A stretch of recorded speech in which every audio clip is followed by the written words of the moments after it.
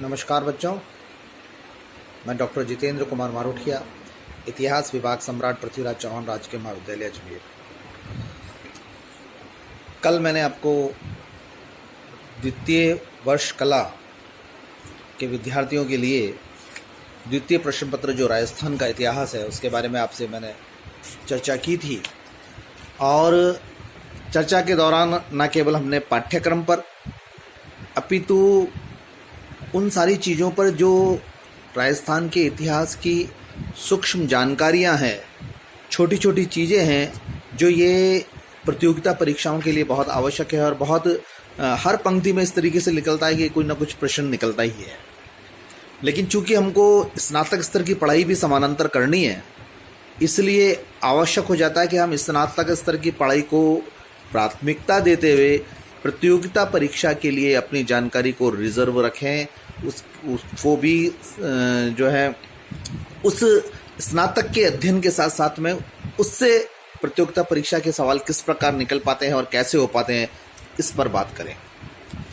मैं बात कर रहा था, चूंकि देखो हर राष्ट्र का एक अपना इतिहास होता है, हर भारत का तो बहुत है, चूंकि सनातन धर्म परंपरा है और बहुत गौरवशाली इतिहास रहा है और राजस्थान इससे अछूता नहीं रहा है। चाहे वीरांगनाओं की भूमि हो, चाहे साहित्यकारों की भूमि हो, चाहे सांस्कृतिक छटा हो, राजस्थान पीछे नहीं रहा है। अब राजस्थान के इतिहास को जानने के मैंने आपको कल बात कही थी कि दो प्रकार के स्रोत हैं, पुरातात्विक स्रोत और साहित्यिक स्रोत। मैं सीधा सीधा आज जब आपके पास में ऑब्जेक्टिव के दो सवाल आएंगे, ऑब्जेक्टिव का सवाल आएगा 2 नंबर का कि मोटे तौर पर या प्रारंभिक तौर पर वर्गीकरण कैसे किया गया है, तो सिर्फ आपको यही उत्तर लिखना है, साहित्यिक स्रोत और पुरातात्विक स्रोत।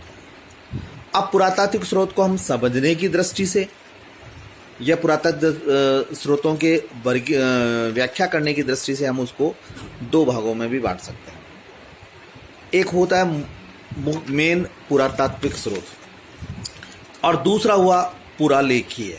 है दोनों पुरातात्विक स्रोत में, लेकिन एक में कुछ पुरानी चीज़ों पर उत्कीर्ण है, कुछ लिखा हुआ है, वो एक स्थान से दूसरे स्थान पर जा नहीं सकता, उसकी कॉपी नहीं हो सकती, लेकिन वो उस पर उत्कीर्ण है और इसमें सीधा सीधा आता है शिलालेख और गुहालेख, जहाँ पर कुछ ना कुछ उत्कीर्ण हुआ है।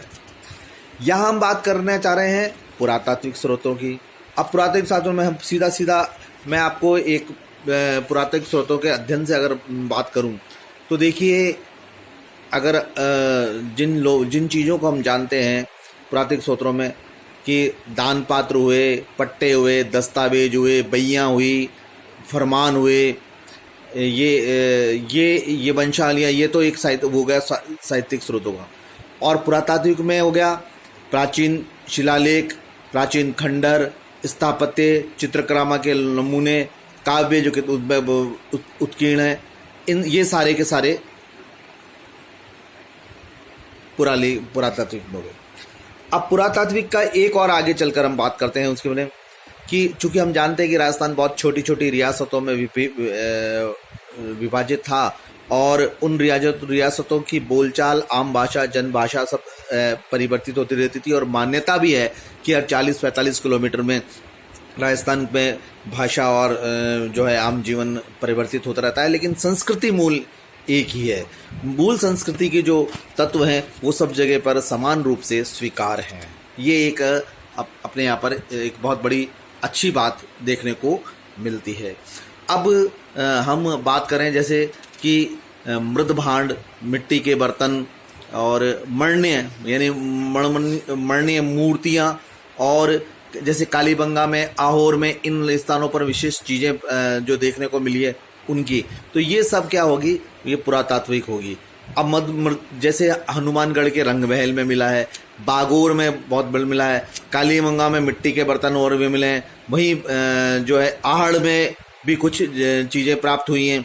तो ये बैराठ में जो हम बात करते हैं कि मकान की ईंटों का जो बहुत अधिक देखने को मिला है, तो ये बागोर में ताम्र आयुध का मतलब जो शिकार खेलने के भी काम आ सकते हैं और गृहस्थ के काम में भी आ सकते हैं, वो बागोर में बहुत इंपॉर्टेंट मिले। बालाथल, उदयपुर, इनके इसके निकट भी उत्खनन में तराम आयुध प्राप्त हुए हैं, यानी है। तो ये चीज़ें जो हैं, अब तराम आयुध का मतलब क्या हुआ, जैसे तलवार, खंजर, भाले, बर्फी, चाकू, कुल्हाड़ी, तीर, ये हुआ कि जो आखेट के काम में भी आ सकते थे और गृहस्थ मतलब दैनिक जीवन के उपयोग में या जीवों को पर्जन के साधन जिसको मान लिया जाए उसको पूर्ण करने के में भी उपयोग में लिया जा सकता था। तो ये एक और आया है। अब अनेक स्थानों पर पाषाण, तांबे और लोहे के अनुरूप भी मिले हैं। जैसे हम बात करें कि वृक्षों को छीलने वाला, वृक्षों में आर पार या वर्षों की लकड़ी में आर पार छिद्र करने वाली वस्तुओं का, जिसे आज की तारीख में हम स्क्रू ड्राइवर पेज कहते हैं, वो तो ये चीज़ें हुई और ये उनकी थोड़ी सी उन्नत अवस्था को भी बतलाती है। अब दूसरी तरफ हम सीधा मोटे तौर पर बात करें, हम बात इसकी कि वहाँ इन जब पुरातात्विक स्रोतों को हम करते हैं तो उनसे वहाँ की धार्मिक विश्वास, पूजा पद्धति, सामाजिक और आर्थिक जीवन, उन सब की विवेचना हम कर सकते हैं। महत्वपूर्ण स्थान मृदभांडों का है, मिट्टी के बर्तन, क्योंकि वो प्रतिदिन दैनिक उपयोग में काम में लिया जाते थे। चाहे सामाजिक संस्थाएं होती थी, चाहे सामाजिक कार्यक्रम होते थे या परिवार की आवश्यकताएं होती थी, वहाँ पर मृदभांड को बहुत अधिक लिया जाता। अब इन मृदभांडों में जैसे हनुमानगढ़ में मृदभांड मिले हुए हैं, और एक अगर हम बात करें तो जयपुर के निकट रेड जो जगह है वहाँ के उत्खनन में भी बहुत मिली है। और आहड़ में जो इतना कुंभकार बड़ा वो मिला है, कुंभकार वो घड़ा टाइप मिला है, उस पर कोई नक्काशी नहीं हुई है, लेकिन उसकी बनावट इतनी सुंदर है कि यह सिद्ध कर सकता है कि बिना नक्काशी के भी बहुत अच्छा कार्य हो सकता है। ये एक बहुत बढ़िया बात उसमें देखने को मिलती है। और इसी प्रकार ये सब चीज़ें ईसा से 300, 400, 500, 600, 700 साल पुरानी चल रही है। तो हम ये मान के चल सकते हैं, ये उस समय के इंगित करती है।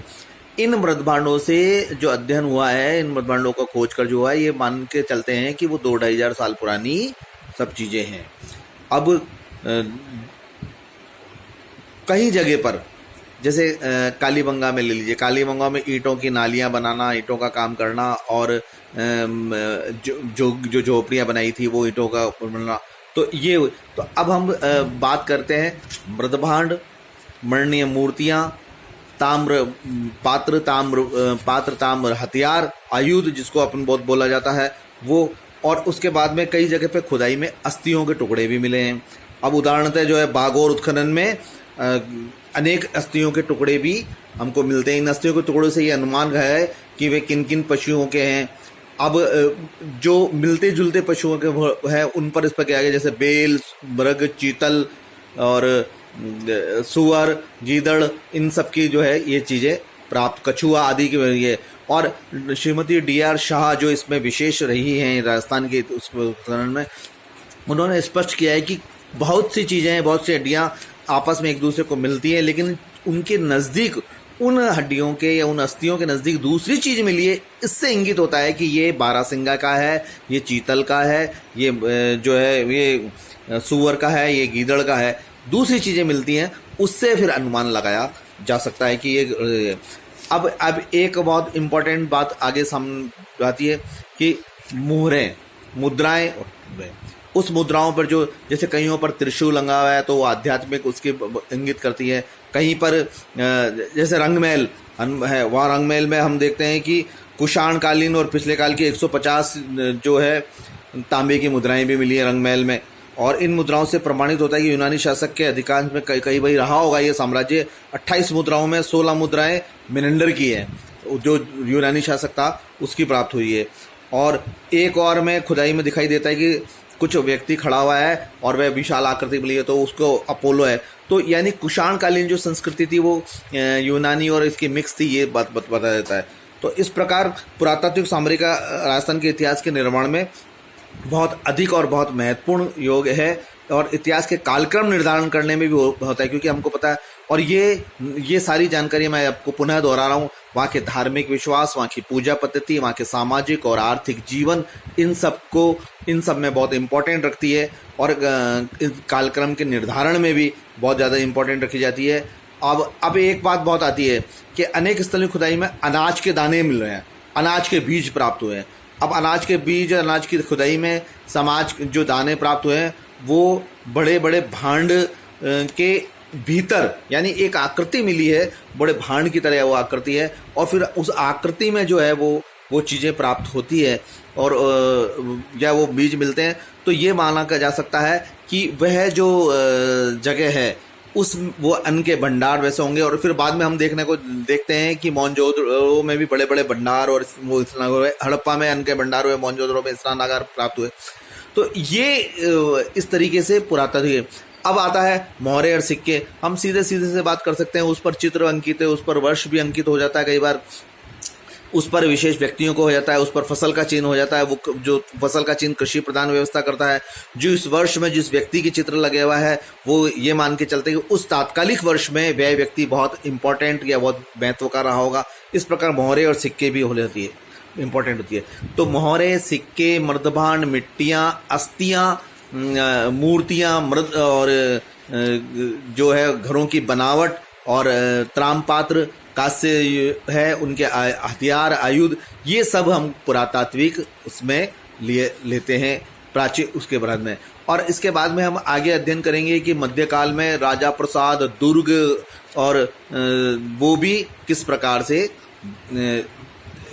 जानकारी के आदान प्रदान थे।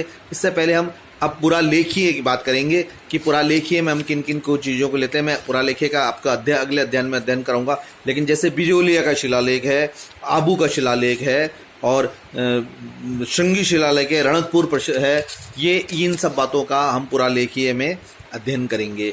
आज हमने पुरातात्विक के दो भागों के बात करी।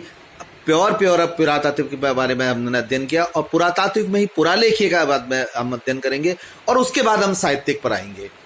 तो ये आज हमने आपको जो है पुरातात्विक के मोटे मोटे तौर पर हम लोगों ने अध्ययन किया। धन्यवाद।